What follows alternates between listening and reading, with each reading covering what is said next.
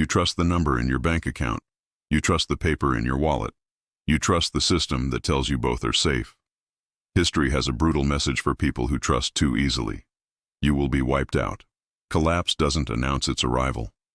It starts with a quiet crack in the foundation, a currency that buys a little less, a bank that seems a little shaky, and then the entire structure comes down.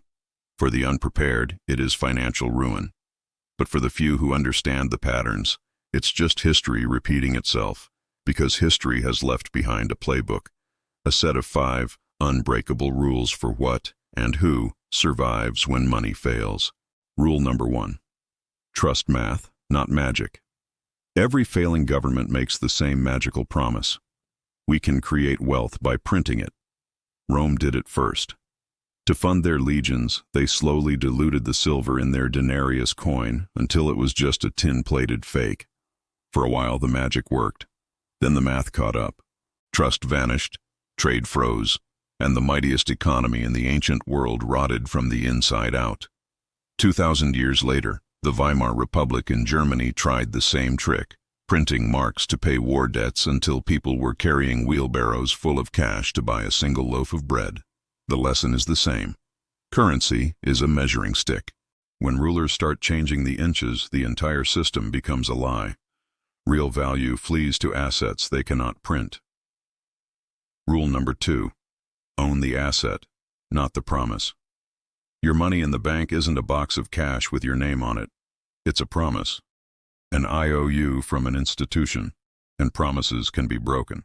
In the 1340s, the great banking houses of Florence looked too big to fail, until the King of England defaulted on his loans and they collapsed, taking the savings of an entire city with them. In 2019, the banks in Lebanon simply locked their doors, trapping the life savings of millions. Your deposit is their liability. The survivors of these events weren't the ones holding bank statements. They were the ones holding tangible things: gold, land, tools, or property. They owned the asset itself, not a paper promise to be paid the asset later. In a crisis, the difference is everything. Rule number 3. Skills are the ultimate currency. When the system breaks, what people need isn't complicated financial instruments. They need food, they need repairs, they need security, they need things built. During the Great Depression, a banker with a portfolio of worthless stocks was poorer than a mechanic who could fix the town's only working truck.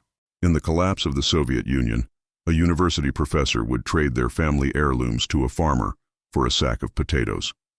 Paper wealth is a claim on future production.